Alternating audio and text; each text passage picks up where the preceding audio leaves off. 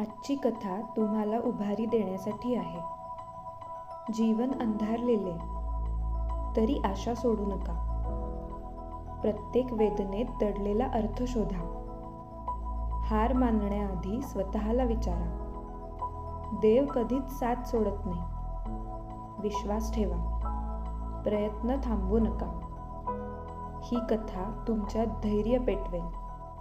शेवटपर्यंत ऐका, मनात प्रकाश येईल.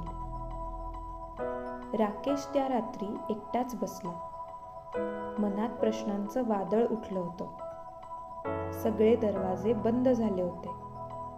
स्वप्ने तुटली, नशीब रुसले होते. का माझ्याच वाट्याला अपयश येते? मी इतका वाईट आहे का? देव मला ऐकत नाही का? उत्तर कुठे लपले आहे? रोज मंदिरासमोरून तो जात होता, पण आज जाण्याचे धाडस नव्हते. भोळ्या शंकराची मूर्ती शांत उभी. ती मला पाहत आहे का? माझ्या अश्रूंना अर्थ आहे का? ही परीक्षा कधी संपेल? मी हार मानली तर काय? कोणी हात धरून उभं करेल? त्या दिवशी नोकरी पुन्हा नाकारली. मित्रांनीही पाठ फिरवली. घरी शांतता जड झाली होती. आईच्या डोळ्यात चिंता वाढली. राकेश स्वतःलाच दोष देत होता. मी अपयशी जन्मलो आहे का? कष्ट व्यर्थ जात आहेत का? शिवशंकर माझ्यावर रागवले आहेत का? रात्री विजांचा कडकडाट सुरू झाला. मनात भीती अधिक वाढली. अचानक वीज गेली.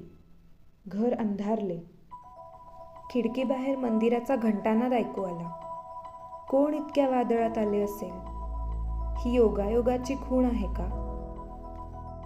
मी मंदिरात जावे का परत फिरावे? आत्ता कंप पायात घेऊन तो निघाला. पावसात पूर्ण भिजला होता. मंदिरात फक्त दिवा लुकलुकत.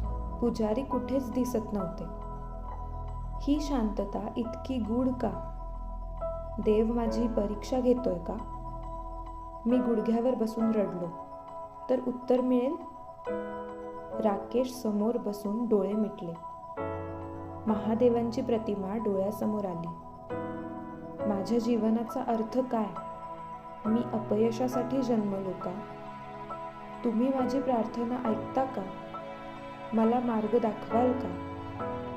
या वेदनेचा शेवट कधी आहे? की हा अंधार कायमचा आहे? अचानक मंदिराचा दरवाजा बंद झाला. वाऱ्याने दिवा विझला. हृदयाची धडधड वाढली. ही भीती माझी कसोटी आहे का? मी इथे एकटाच अडकलो का? कोणीतरी माझ्या मागे उभे आहे की मनाचा खेळ आहे? महादेव मला बोलवत आहेत का? दिव्याच्या धुरात आकृती दिसली. ती सावली महादेवांची होती का? की माझी कल्पना होती? घंटा आपोआप वाजली. अचानक राकेशचे अश्रू थांबले. क्षणात हा आशीर्वादाचा संकेत आहे का? की शेवटचा इशारा आहे? उत्तर अजून मिळाले नाही. त्याला आवाज ऐकू आला आतून. राकेश, तू स्वतःवर शंका का घेतोस? तू प्रयत्न सोडलेस का? मी तुला शक्ती दिली नाही का? तुझ्या हातात कर्म नाही का? भीतीतून पळून काय मिळेल? उभा राहशील तर मार्ग सापडेल. विश्वास ठेव माझ्यावर. राकेशने डोळे उघडले सावकाश. मंदिर पुन्हा शांत झाले होते. कोणीच नव्हते सभोवताली. मी आवाज खरोखर ऐकला का? की माझ्या मनाचा प्रतिध्वनी? महादेवांनी उत्तर दिले का? की माझी जाणीव जागी झाली? सत्य काय आहे? त्याने कपाळावर हात ठेवला. भीतीऐवजी धैर्य जाणवले. मी इतके दिवस घाबरलो का? अपयशच शेवट आहे की सुरुवात आहे नवी? देव माझ्यातच वास करतात का? मीच माझा अडथळा होतो. हा खरा ट्विस्ट आहे. वादळ थांबले. आकाश स्वच्छ. पहाटेचा उजेड पसरू लागला. राकेश बाहेर आला. निर्धाराने मी पुन्हा प्रयत्न करेन. भीतीला आता जागा नाही. महादेव माझ्या सोबत आहेत. अपयशाला घाबरू नये, हेच उत्तर होते. काही महिन्यांनी परिस्थिती बदलली. नोकरी मिळाली. प्रयत्न फळाला आला. आईच्या चेहऱ्यावर हास्य परतले. मी देवाला विचारलेले प्रश्न आठवले. उत्तर बाहेर नव्हते कधी, ते माझ्यातच दडले होते. विश्वासाने मी मार्ग शोधला. शिवकृपा म्हणजे धैर्य, जागरण.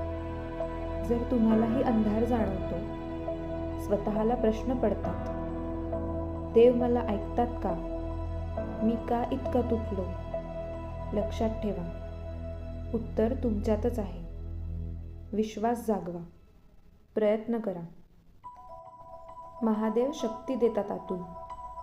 हार मानू नका कधीही. ही कथा आवडली असेल तर कृपया लाईक करा. अशाच प्रेरणादायी कथा ऐकण्यासाठी सबस्क्राईब करायला विसरू नका. तुमचा एक क्लिक महत्त्वाचा आहे. पुढील कथा चुकवू नका. विश्वास ठेवा. प्रयत्न सुरू ठेवा. आशीर्वाद तुमच्या सोबत आहेत.